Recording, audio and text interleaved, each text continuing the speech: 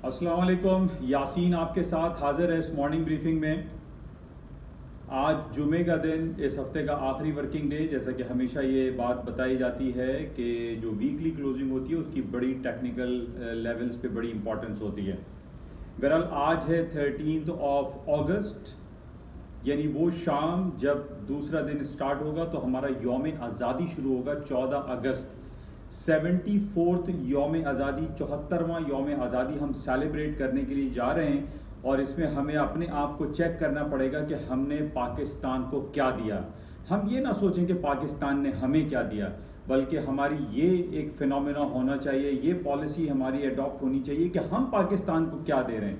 हमें इस पॉलिसी को अडॉप्ट करना चाहिए और इस फ़लसफ़े पे इसकी पैरवी हमें करनी चाहिए कि हम पाकिस्तान को कुछ देने के अहल हो सकें, ना कि हम सिर्फ ये राह पलाते रहें और इसका गिला करते रहें कि पाकिस्तान ने हमें क्या दिया।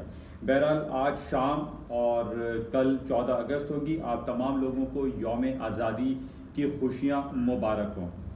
अच्छा, इसके साथ आपसे 3-4 दिन से मुलाकात नहीं हुई, लेकिन जो सबसे इम्पॉर्टेंट इवेंट जो जिक्र किया जाएगा yasinanalysis.com पर, उनकी जो पॉइंट्स हैं वो एक तो ये है कि जो IMF की तरफ से अनकंडीशनल $2.8 बिलियन पाकिस्तान को मिलने जा रहे हैं इसी मंथ के 23 अगस्त को। इस पर थोड़ी सी बातें करते हैं।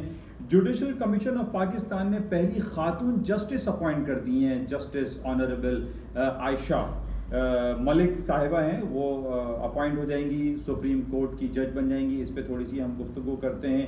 अच्छा, इसके साथ ही ये बड़ा एहतराम का महीना भी इस्लामी शुरू हो चुका है, मुहर्रम अल हरम का महीना शुरू हो चुका है और एक नया साल इस्लामी न्यू ईयर भी स्टार्ट हो चुका है। इस हवाले से भी थोड़ी सी बातें करती हैं कि शहादत इमाम हुसैन के हवाले से हम उससे क्या सबक सीखते हैं। अच्छा, इसके साथ ही सबसे इम्पॉर्टेंट मार्केट के हवाले से जो बातें रहेंगी वो मंडे को, जब जापान, सिंगापुर और साउथ अफ्रीका की मार्केटें क्लोज थी, और उस दिन यानी मंडे को गोल्ड एंड सिल्वर की मार्केटों में एक ड्रेस्टिक डाउनफॉल आया था। इसकी क्या वजूहात हैं, इसके बारे में थोड़ी सी तफसीली जायज़ा लेते हैं।